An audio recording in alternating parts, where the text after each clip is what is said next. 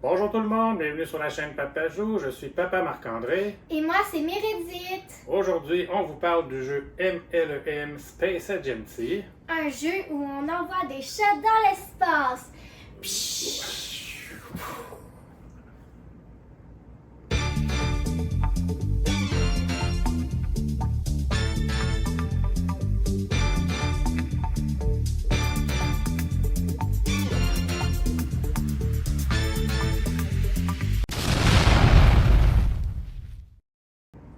Inquiétez-vous pas, Charmant n'était pas dans la fusée qui vient d'exploser dans l'intro. Ben non, il est encore avec nous, heureusement. Donc, dans MLEM Space Agency, les chats ont pris le contrôle de la Terre. C'est eux les maîtres de la planète Terre. Hein? Mais on se demande s'ils le sont déjà des fois. Hein? Mais il y en veut encore plus. Donc, ils vont partir à la conquête de l'univers. Alors, on est des chefs d'expédition, là, des chastronautes qui vont essayer d'aller trouver d'autres planètes, d'autres lunes dans l'univers comme ça. Mais c'est pas sans risque. Parfois, la fusée risque d'exploser. Donc, c'est un peu ça, le but du jeu, là, c'est de prendre des chances, de voir si on se rend plus loin possible pour marquer plus de points ou si on arrête un petit peu avant en se disant que la fusée va peut-être exploser. Donc, on joue un peu plus sûr. Fait que, ça ressemble à ça. Donc, on installe le jeu et on vous montre ça. Pendant qu'on fait ça, n'hésitez pas à vous abonner à la chaîne, là, ça nous ferait super plaisir. Et likez nos vidéos. MLEM est un jeu de 2 à 5 joueurs, 8 ans et plus, et les parties durent de 30 à 60 minutes. Oui, l'auteur du jeu est Rainer Knizia et l'illustratrice, je vois pas C'est grand-chose. Johanna Rzepeka. Ben oui, et c'est publié chez Rebel Studio.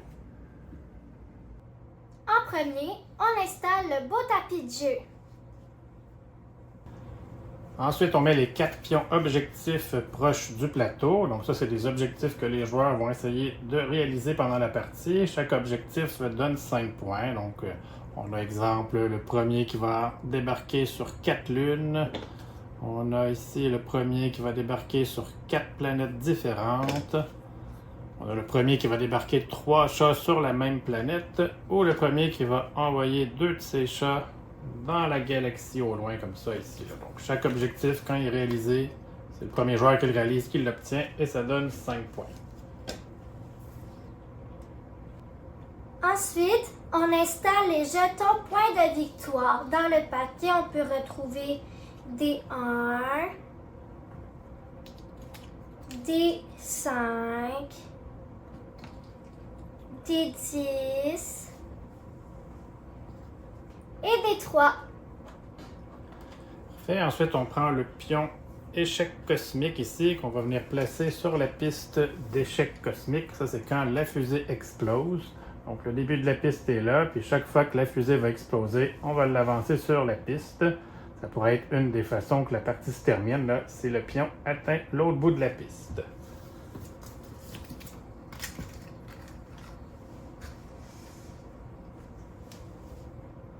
Chaque joueur choisit sa couleur et se prend son plateau et ses chastronautes correspondant à la couleur. C'est le dernier joueur qui a nettoyé une litière qui commence. Fait que tu commences pas souvent, toi, Meredith, à ce jeu-là. Non.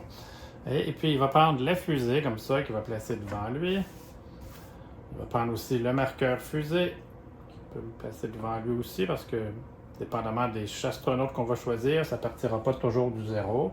Et il prend les 6 dés qu'il vient placer à côté de lui aussi. Donc, on va être prêt à commencer. Donc ça, c'est l'installation pour le jeu de base. Il y a aussi 3 modules là, qui viennent s'ajouter au jeu qu'on peut ajouter plus tard, qu'on est plus habitué. Mais là, pour l'instant, on va vous montrer juste la base. Et ensuite, je vais venir vous montrer là, comment les modules fonctionnent. Là. Parce que, bon, un coup qu'on a joué quelques parties normales, là, les modules viennent vraiment ajouter un petit plus très intéressant. Mais là, pour commencer, c'est juste la base du jeu. C'est quoi tes modules? Donc, le but du jeu, ça va être à chaque tour, les joueurs vont choisir un de leurs chats. Chaque chat a un petit pouvoir spécial qu'on va expliquer dans pas long. Donc, à chaque tour, on en choisit un, en commençant par le premier joueur qui va venir le placer ici. Les autres joueurs ensuite, à la suite du premier. Et là, c'est lui qui va être le commandant pour cette expédition-là, celui qui est le premier joueur. On va essayer de se rendre évidemment le plus loin possible pour marquer le plus de points. La partie peut se terminer de deux façons. Si un joueur a réussi à positionner tous ses chats sur des lunes et des planètes ou la galaxie, là, si tous ces chats sont placés, ça déclenche la fin de la partie. Ou si la fusée a explosé 11 fois, ben là aussi, ça va déclencher la fin de la partie. À la fin, c'est le joueur qui aurait ramassé le plus de points de victoire qui va être le gagnant. Donc, chaque expédition cosmique va se composer d'une phase de décollage et de plusieurs phases de voyage et d'atterrissage consécutives. L'expédition, elle se termine quand tous les chats sont débarqués de la fusée ou si la fusée a explosé. Si jamais la fusée explose et que vous aviez encore des chats à l'intérieur, c'est pas si grave, ils vont simplement revenir sur votre plateau, là, ils ne sont pas perdus pour toujours. Un coup que cette phase-là est terminée, le premier joueur va passer la fusée au joueur qui suit et c'est lui qui va devenir le premier joueur pour la prochaine expédition. Avant d'aller plus loin, on va vous expliquer un peu là, les 8 chats, leur capacité spéciale question. Le premier joueur, en fait, peut placer la fusée ici sur le marqueur 0. Et si jamais un des chats qui est placé le modifie, on va l'avancer à ce moment-là. Donc, on va vous expliquer les 8 chats. C'est les mêmes pour tous les joueurs, donc ils sont tous identiques. Et on vous explique chacun des pouvoirs. Pour commencer, le chat avec le symbole satellite. Son pouvoir à ce chat-là, c'est qu'il vous fait commencer la fusée au satellite, donc le numéro 3 ici. Exactement. Donc, au lieu de partir du 0, quand un joueur met ça, on part au 3. Ça ne sert à rien là, de mettre que plusieurs joueurs mettent le symbole satellite. C'est un peu perdre le pouvoir de son chat quand on fait ça. Mais dès qu'on voit qu'un joueur le fait, on part au 3. Ensuite, le chat plus 1, moins 1. Ce chat-là te permet de reculer d'une case ou d'avancer d'une case pour... En fait, c'est quand tu vas vouloir débarquer ton chat. Donc, exemple, si la fusée est ici, puis que là, vous avez ce chat-là dans la fusée, bien, vous pourriez débarquer votre chat sur la planète ici, ou moins 1, bon, ça mène encore à la planète, ou plus 1, là, ça vous permettrait de débarquer sur la Lune ici. Donc, il permet d'ajuster de plus 1 ou moins 1 l'endroit où vous pourriez descendre à partir de la fusée.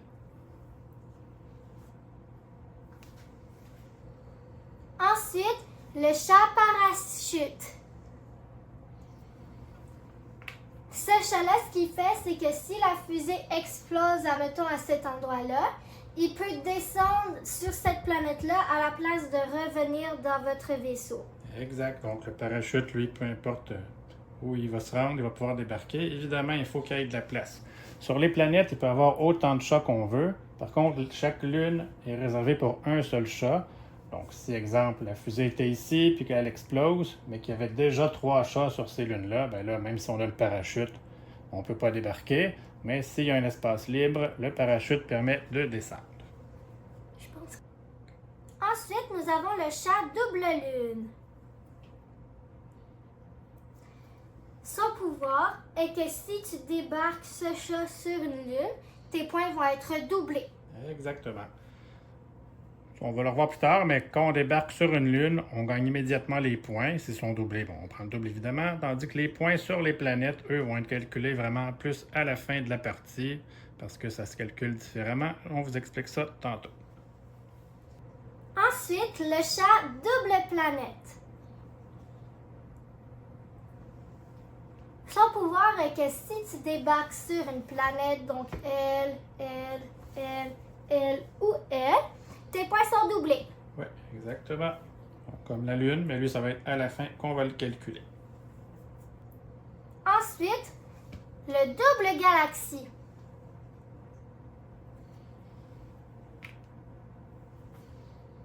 Donc lui, c'est le même principe. Si la fusée atteint la galaxie là-bas, s'il y a plusieurs chats encore dans la fusée, dans la galaxie, le premier va aller sur le 7 points, tous les autres sur le 5 points.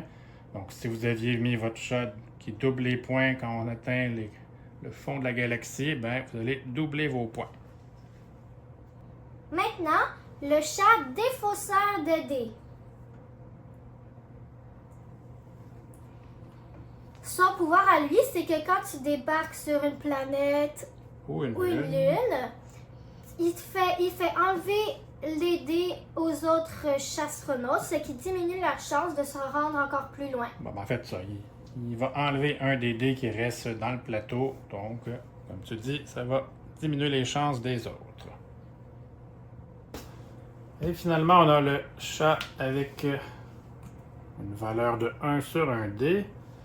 Bon, on n'a pas encore vu comment la fusée allait avancer, là. On va plus expliquer les pouvoirs, mais en fait, pour avancer, il va falloir obtenir sur les dés les résultats qu'on voit à l'endroit où la fusée est. Ben, lui, dans le fond, il joue comme le rôle d'une valeur 1. Donc, si j'étais ici, puis que là, on lance les dés, puis que j'ai pas de 4, ni de 3, ni de 1, mais que j'ai le chat dans la fusée, ben, je pourrais l'utiliser une fois. On le vire pour dire qu'on l'a pris, pour faire avancer la fusée de 1 comme ça. Donc, c'est une utilité là pour faire avancer la fusée. Donc, la phase de décollage, c'est que c'est ça. Chaque joueur va choisir à tour de rôle un chat. Donc là, toi, mettons, quel chat t'enverrais dans l'expédition, Meredith? Moi, j'enverrais la Lune. Bon, puis moi, disons que j'enverrais la galaxie. Donc, je le place. Tous les autres joueurs le placent là, à la suite, comme ça, à tour de rôle. Et là, on va être prêt pour le décollage pour passer à la phase voyage. La première étape du voyage, c'est que le commandant va lancer les dés.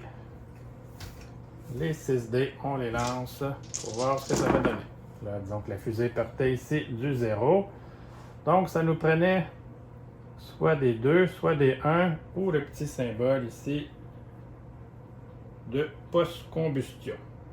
Le symbole post-combustion, lui, il y a une valeur qui varie. Ça dépend du nombre de trous qu'on voit dans le symbole. Donc ici, si on prend le symbole post-combustion, on va avancer de 1 pour chaque symbole. Ici, ça serait de 2.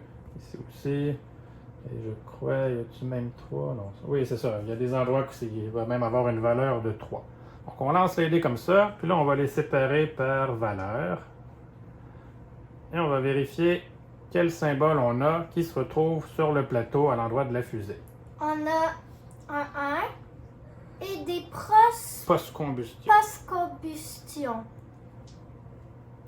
Là, le joueur va choisir quel symbole il veut garder. Mais si on choisit un symbole qu'on a plusieurs, comme dans ce cas-ci, post-combustion, il va falloir tous les prendre. On ne peut pas juste dire d'en prendre un. Mais on n'est pas obligé de toutes les prendre. Donc, on pourrait ne pas prendre le 1 ou on pourrait prendre juste le post-combustion et le 1. On choisit ce qu'on veut prendre. Les dés qu'on va choisir de prendre, qui ont une valeur, là, 1, 2, 3, 4, il n'y a pas de 5, 1, 2, 3, 4. Si on choisit le 1, on va avancer le 1, et il va falloir le défausser. Donc, les dés qu'on choisit pour avancer doivent être défaussés. Sauf Si on utilise les post-combustion. post-combustion, eux, on peut les utiliser et les garder avec nous. Donc, si on avait choisi de juste utiliser ceux-là, la fusée avancerait de 3, mais on ne défausserait aucun dé. Tandis qu'ici, exemple, on était ici, là, puis qu'on avait eu, comme ça, ces résultats-là, disons. Alors, la seule valeur qu'on peut prendre, c'est le 2. Alors, on aurait pu faire avancer de 6 la fusée, mais on aurait perdu ces 3 dés-là. Donc, pour continuer l'expédition, il resterait juste 3 dés. Mais ça, c'est une des forces du symbole post-combustion, c'est que lui, on n'a pas besoin de les défausser. Si jamais on continue d'avancer et qu'il reste juste un dé, wow, mettons que ça prenait des 2, puis là on lance, on a 2-2, la fusée va avancer de 4. Mais là, on ne va pas défausser les 2 dés, il va toujours au moins en rester un qu'on peut relancer, là, même si on utilise le symbole, tant qu'il va y avoir des chats dans la fusée. Donc, si après le lancer de dés, tous les chats ont débarqué, ça termine le tour, on ramène la fusée au 0, on passe la fusée ici, le plateau, au joueur suivant, puis ça termine ce tour-là. Si la fusée a explosé, on avance le marqueur d'explosion. Chaque joueur reprend ses chats. Évidemment, si on avait mis le parachute, lui, il peut débarquer s'il y a de la place. Et on repart un autre tour. Oui, puis en fait, on parle de la fusée qui explose, mais c'est ça. Comment la fusée peut exploser? C'est que si on lance les dés et qu'il n'y a aucun résultat possible, ben c'est là que la fusée va exploser. Donc, on avait oublié de dire ce petit détail-là. Bon, et on a un combat de chats ici sur la table. arrêtez les chats. Donc, c'est là où ça devient intéressant de dire, bon, est-ce que je débarque ou je prends encore une chance? Bon, il reste, disons, 4 dés, mais il y a juste 2 résultats possibles qui pourraient faire avancer. Est-ce que je suis mieux de débarquer ici? Il y a toujours les objectifs qui vont aussi influencer nos choix. Dire, ah ben, j'ai déjà 2 choix de débarquer ici. Si je débarque déjà, je vais aller chercher le 5 points. Donc, tout ça qu'il faut penser là, pendant le voyage pour savoir si on essaye de se rendre plus loin, parce qu'évidemment, les planètes et les lunes qui sont plus loin valent plus de points que les premières. Mais c'est ça, c'est la prise de risque là, qu'on doit réfléchir pendant le jeu. Les 5 premières cases du plateau, eux, ils ne contiennent pas de lune ou de planète. Là, donc, si on est juste là, on est obligé de continuer. Mais dès qu'on atteint un endroit où on peut débarquer, ben après chaque lancer de dés, en commençant par le premier joueur qui est là, il va décider oui, je débarque ou non, je débarque pas. Chaque joueur va ensuite prendre sa décision. Et s'il reste des chats, le commandant relance les dés pour continuer. Puis on répète ça là, jusqu'à temps que tous les chats soient débarqués ou que ça l'ait explosé. Comme on avait dit un petit peu tantôt, quand un joueur décide de débarquer un chat sur une lune, il va prendre la lune la plus loin, qui est la plus payante, et il va prendre déjà les points associés à sa lune. Dans ce cas-ci, 2 points, et il les met avec lui. Tandis que quand on va débarquer sur une planète, le premier à débarquer va se placer en haut de la planète comme ça. Si un autre joueur arrive et débarque sur cette planète-là, il va se mettre en dessous pour dire qu'il est arrivé en deuxième. Ainsi de suite, là, les autres vont se mettre comme ça. Mais sur les planètes, on peut en déposer plus qu'un chat. Donc si on revient, puis là le rose encore décide de débarquer là, il va en mettre un deuxième. Après ça, moi, mettons, j'arrive aussi, j'en mets un deuxième. À la fin, on va calculer les points de chaque planète individuellement. Donc, ça va d'abord être celui qui en a le plus. Donc, si, exemple, moi j'en avais 2 comme ça, même si je suis arrivé en deuxième, j'en ai réussi à en placer 2, je vais marquer 4 points. Ensuite, le joueur qui est en deuxième place va marquer 2 points. Et tous les autres joueurs qui auraient débarqué des chats sur la planète feraient 1 point. S'il y a égalité, comme si on avait 2 roses et 2 bleus, ben là, c'est le joueur qui serait arrivé en premier parmi les joueurs qui ont des chats sur la planète, qui aurait la première place. Donc, dans ce cas-ci, c'est le rose, parce que c'est 2 à 2, mais il est arrivé avant moi, donc c'est lui qui va marquer les 4 points, et moi, 2 points. S'il n'y a pas d'autres chats ensuite, ben les autres ne marqueront pas de points. On fait ça pour chaque planète, pour savoir les points de victoire que ça va vous donner. Et finalement, si on se rend jusqu'aux confins de l'espace dans la galaxie ici, bien, comme je disais, là, s'il y a plusieurs chats sur la planète, pas sur la planète, sur la fusée, et que celle-ci atteint la dernière case là, oui, t'es pas content, tu veux protéger. Bon, ben, le joueur qui était le commandant va venir prendre les 7 points, et tous les autres chats qui restaient dans la fusée vont venir prendre le 5 points comme ça. Une autre chose, admettons que c'est Meredith qui est la commandante. Puis là, la fusée est ici. Il reste 4 dés, mais Meredith, elle, ça y tente de débarquer ici. Elle débarque son chat. Moi, je décide de continuer. Puis mettons qu'il y avait d'autres joueurs aussi qui continuent. Ben là, c'est moi, on va grimper les chats. C'est moi qui deviens le commandant pour le reste de ce tour-ci. Ça ne va pas me priver de mon tour de commandant ensuite. Là. Mettons que c'est moi le prochain joueur. Quand cette expédition-là va se terminer, je vais quand même là, hériter de la fusée. Mais là, vu que c'était Meredith la première joueuse, on va laisser la fusée devant elle pour ne pas se tromper. Mais c'est moi qui deviendrai le commandant pour le reste de l'expédition, ou en tout cas jusqu'à temps que moi aussi je décide de débarquer. On n'oublie pas de surveiller les objectifs. Là. Le premier joueur qui en complète un le prend et ça vaut 5 points. Alors, on continue comme ça jusqu'à ce que la fusée ait explosé en soi ou jusqu'à ce qu'un des joueurs ait déposé tous ses chats sur le tapis de jeu. On calcule ensuite les points, puis c'est qui gagne? C'est Rebelle. Non, c'est celui qui a le plus de points de victoire après avoir additionné là, tous vos points. En cas d'égalité, les joueurs se partagent la victoire. Maintenant, je vais vous montrer les différentes variantes que vous pouvez ajouter là, après quelques parties que vous aurez fait du jeu de base. Vous allez voir, ça ajoute des petits trucs bien amusants. Donc, pour commencer, la variante OVNI. Donc, vous allez prendre le jeton OVNI comme ça, que vous allez venir placer au fin fond de la galaxie, ici, là, ou le plus. C'est là que l'OVNI va commencer. Ensuite, vous avez des petites tuiles comme ça d'OVNI, là, avec des points. Vous prenez les 5 points que vous placez sur le dessus. 4, 3, 2, 1, là, vous les placez en ordre comme ça. Et vous les placez proche du plateau pour que si un joueur en gagnant puisse l'obtenir. Et vous avez des tuiles comme ça d'expédition d'OVNI. Ça, on les mélange, on les place à côté. Et quand le tour commence, le commandant va tourner la première. Et on a 3 informations importantes là, sur ces tuiles-là.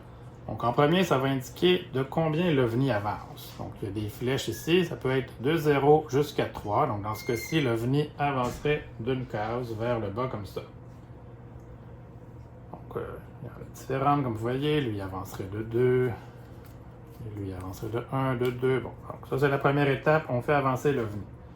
Ensuite, ça nous dit à combien de dés on a accès. Donc ici, on aurait accès à juste 4 dés pour commencer l'expédition. Et ensuite, il y a un petit pouvoir associé. Donc dans ce cas-ci, il nous donne des symboles qu'on pourrait aussi utiliser. Donc, si la fusée est, je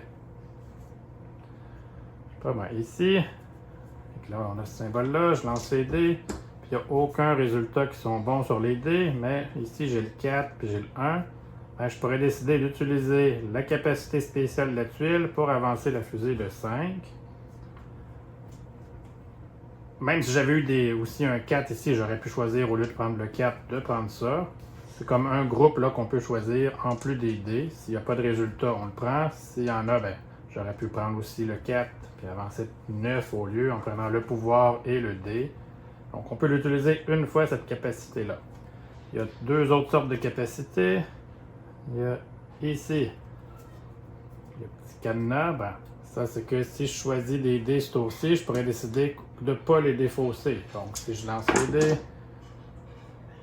donc j'étais ici, là j'ai des 3. Ben, si je veux utiliser les 3 mais pas les défausser, j'utilise la capacité de la tuile et ça me permet de ne pas les défausser et de les garder pour le tour d'après. Ça aussi, on peut le faire juste une fois. Et il y a une relance. Donc si je n'aime pas les résultats des dés que j'ai obtenus, je peux une fois tous les relancer. Mais là après ça, je dois utiliser les résultats que j'ai eus. On ne peut pas l'utiliser plus qu'une fois.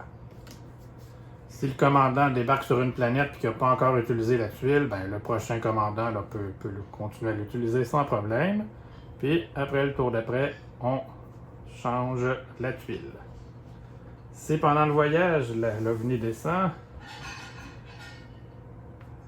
et qu'un joueur vient atterrir sur l'OVNI ici, il va se prendre la première tuile des points qu'il garde face cachée devant lui. Ça va lui donner des points bonus en fin de partie. On va trouver aussi le module exploration, qui sont des tuiles comme ça avec des petits points d'interrogation. On les mélange, on les place aussi à côté du plateau, puis on va en tirer 5 qui ont des valeurs dessus là qu'on va venir porter aux endroits qui correspondent. Ici, j'ai le 17, le 13, le 7 et le 22. On en met 5 comme ça, il va toujours en avoir 5. Quand la fusée va arriver sur une des tuiles d'exploration, le commandant va l'activer. Il existe 3 types de tuiles qu'on peut retrouver.